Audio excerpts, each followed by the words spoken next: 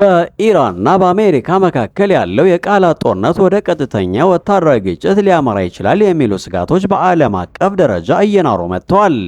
ኢራን በቅርብ ዓመታት ውስጥ እያሳየችው ያለው ወታደራዊ እድገት በተለይም በረጅም ርቀት ተወንጫፊ ሚሳይሎች፣ በዘመናዊ ድሮኖችና በባህር ኃይል ቴክኖሎጂ ረገድ ያደረገችው ዝግጅት የቴህራንን ወታደራዊ ጡንቻ በግልጽ የሚያሳይ ሆኗል። አሁን ላይ የሚነሳው ትልቁ ጥያቄ ቴህራን ከዓለም ኃያሏ አሜሪካ ጋር ፊት ለፊት የመጋፈጥ አቅም አላት የሚለው ነው።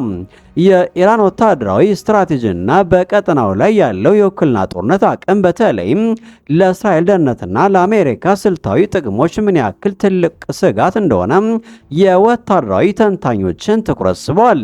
ከዚህ በተጨማሪ የኢራን የኒኩሌር መርሃ ግብር ግስጋሴና በሆርሙዝ የባህር ወሽመጥ ላይ ያለው ወታደራዊ እንቅስቃሴ በዓለም አቀፍ የነዳጅ ንግድና በኢኮኖሚው ላይ ሊያሳድር የሚችለው ተጽዕኖ ቀላል የሚባል አይደለም። አሜሪካ በበኩሏ በቀጠናው ያላትን የጦር ሰፈርና የጥምረት ኃይሎች በማጠናከር የኢራንን እንቅስቃሴ ለመግታት እየሞከረች ትገኛለች። የኢራንን ድብቅ የጦር መሳሪያዎች፣ የደህንነት ስጋቶችና ይህ ውጥረት ወደ ከፋ ጦርነት ሊያመራ የሚችልባቸውን አጋጣሚ በዝርዝር እንመረምራለን። የሁኔታዎችን አሳሳቢነትና የወደፊት ትንበያዎችን ለማወቅ እስከ ፕሮግራማችን ፍጻሜ ድረስ አብራችሁን ትቆዩ እንጋብዛለን። በኢራንና በአሜሪካ መካከል ያለው ውጥረት ከፍተኛ ደረጃ ላይ ደርሷል። ፕሬዝዳንት ዶናልድ ትራምፕ በኢራን ላይ ወታደራዊ እርምጃ ለመውሰድ መዘጋጀታቸውን ተከትሎም የኢራን ከፍተኛ ባለስልጣናት አስደንጋጭ ማስጠንቀቂያ ሰጥተዋል። የኢራን መንግስት ከወደቀ መላው መካከለኛ ምስራቅ አብሮ ይፈራርሳል ሲሉ ለኒውስዊክ ተናግረዋል። ፕሬዝዳንት ትራምፕ አርማንዳ የተባለውን የአሜሪካ የባህር ኃይል ስብስብ በተለይም ዩኤስኤስ አብርሃም ሊንከን የጦር መርከብ ወደ ኢራን እንዲንቀሳቀስ አዘዋል። ትራምፕ ኢራን ሰላማዊ ተቃዋሚዎችን የምትገድል ከሆነ ሁሉንም አማራጮች በጠረጴዛ ላይ ናቸው ሲሉ ዝተዋል። አሜሪካ ከዚህ ቀደም ኦፕሬሽን ሚድናይት ሃመር በተሰኘ እርምጃ የኢራንን የኒኩሌር ማዕከላት ላይ ድብደባ መፈጸሟ የሚታወስ ነው። የኢራን ባለስልጣናት እስራኤልን በጦርነት አነሳሽነት ከሰዋታል። ቀጠናው እንዲፈራረስ የምትፈልገው ብቸኛው ሀገር እስራኤል ናት። ምክንያቱም ይህ ለቱርክ፣ ለሳውዲ አረቢያና በሌሎች ጎረቤት ሀገራት መዳከም ምክንያት ስለሚሆን እስራኤልን የበላይነቷን እንድታረጋግጥ እድል ይሰጣታል ሲሉም የኢራን ባለስልጣናት ሁኔታውን ተናግረዋል። የኢራን የውጭ ጉዳይ ሚኒስትር አባስ አራግቺ በበኩላቸው እንደ ሰኔ 25ቱ ትዕግስት አናሳይም፣ ዳግም ጥቃት ከተሰነዘረብን በሙሉ ኃይላችን እንመታለን ብለዋል። ይህ ግጭት ከተከሰተ መላውን ዓለም ሊያናውጥ እንደሚችል አስጠንቅቀዋል። ጠቅላይ ሚኒስትር ቢንያም ኔታንያሁ የመካከለኛው ምስራቅን ገጽታ እየቀየር ነው ሲሉ ተደምጠዋል። ኔታንያሁ የኢራን ሕዝብ ለነጻነት የሚያደርገውን ትግል እንደሚያደንቁ ገልጸው ኢራን እኛን ለማጥፋት ብትሞክር ከዚህ ቀደም አይተው የማታውቀውን ከባድ ምላሽ ታገኛለች ሲሉ ዝተዋል። ይህ እርምጃ በቀጠናው ላይ ሊፈነዳ የተዘጋጀ የባሩድ ክምር የመሰለ ስጋት ፈጥሯል። ኢራን በበኩሏ ይህንን የአሜሪካንን ወታደራዊ እንቅስቃሴ እንደ ቀጥተኛ የጦርነት ትንኮሳ በመቁጠር ማንኛውም ጥቃት ቢሰነዘርባት ምላሿ የተሟላና ሁሉን አቀፍ ጦርነት እንደሚሆን በቁርጠኝነት እየገለጸች ነው። ዓለማውን ትፋሿን ዋጥ አድርጋ ዋሽንግተን ምን አይነት እርምጃ ተወስድ ይሆን በማለት እየተጠባበቀች ትገኛለች። አንዳንድ የፖለቲካ ተንታኞች የአሜሪካ ወታደራዊ እንቅስቃሴ በቃላት ከሚገለጸው በላይ ግዙፍ ነው እያሉ ነው። በቅርቡ የወጡ መረጃዎች እንደሚያመለክቱት ዋሽንግተን ተጨማሪ የፓትሪዮት ሚሳይል መከላከያዎችንና እጅግ ዘመናዊ የሆኑትን ታር የተባሉ የጸረ ሚሳይል ስርዓቶችን በቀጠናው እያሰማራች እንደሆነ የተነገረ ነው።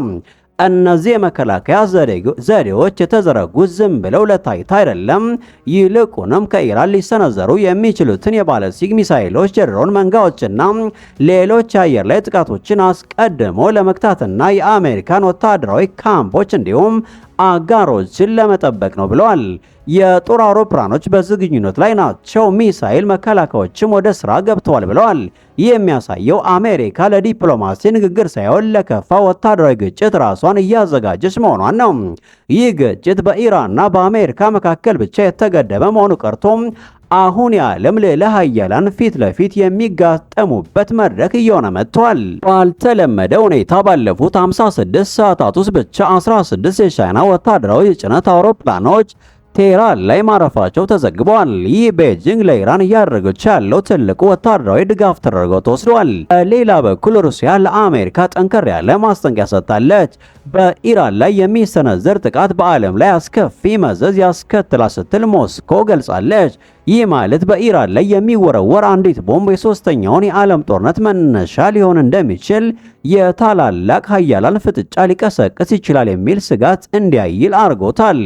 ውጥረቱ ከውጭ ብቻ ሳይሆን ከኢራን የውስጥ ፖለቲካ ጋር የተያዘ ነው።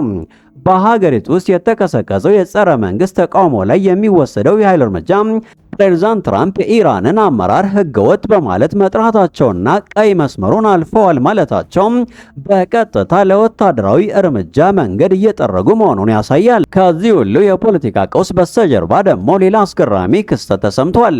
በሳምንት ውስጥ በኢራን 99 የመሬት መንቀጥቀጦች መመዝገባቸው፣ በተለይም በኢስፋን የኒኩሌር ማዕከል አቅራቢያ የሚከሰቱ ንዝረቶች ኢራን በሚስጥር የኒኩሌር ሙከራ እያደረገች ይሆን የሚል ጥርጣሬ በዓለም አቀፍ ተንታኞች ዘንድ ፈጥሯል። ሁኔታውን ይበልጥ አሳሳቢ የሚያደርገው ደግሞ የኢራን ታማኝ አጋር የሆነችው ሂዝቡላ መግለጫ ነው።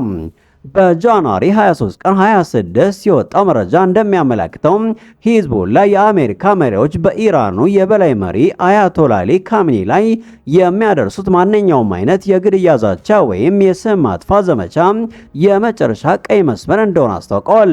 ካሚኒ የቢሊዮኖች ሙስሊም መሪ ናቸው።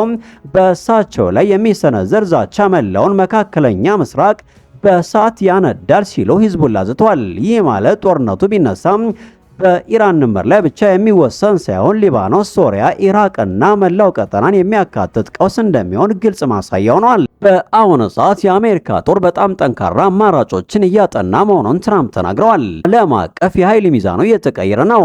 መካከለኛው ምስራቅም የዚህ ለውጥ ግንባር ቀደም ተዋናይ ሆኗል። ኢራን በውስጥ ተቃውሞና በመሬት መንቀጥቀጥ ስጋቱ ስትሆን፣ ከውጭ ደግሞ የአሜሪካ አርማንዳ እየተቃረባት ነው። ይህ ፍጥጫ በሰላማዊ መንገድ ይፈታ ይሆን ወይስ የሰው ልጅ ሌላ ታላቅ የጦርነት ምዕራፍ ውስጥ ሊገባ ነው? በቀጣይ የሚኖሩትን አዳዲስ መረጃዎችን በዝርዝር ይዘን እንመለሳለን። ጤና ይስጥልን። ከዚህ ሁሉ የፖለቲካ ቀውስ በስተጀርባ ደግሞ ሌላ አስገራሚ ክስተት ተሰምቷል።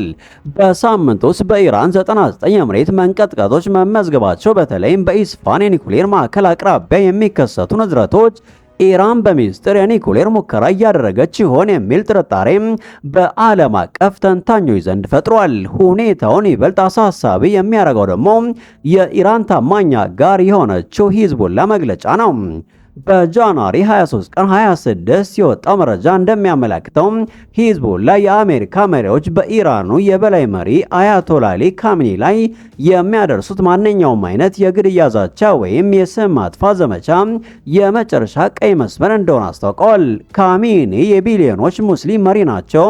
በእሳቸው ላይ የሚሰነዘር ዛቻ መላውን መካከለኛ ምስራቅ በእሳት ያነዳል ሲሉ ሂዝቡላ ዝቷል። ይህ ማለት ጦርነቱ ቢነሳም በኢራን ድንበር ላይ ብቻ የሚወሰን ሳይሆን ሊባኖስ፣ ሶሪያ፣ ኢራቅና መላው ቀጠናን የሚያካትት ቀውስ እንደሚሆን ግልጽ ማሳያ ሆኗል።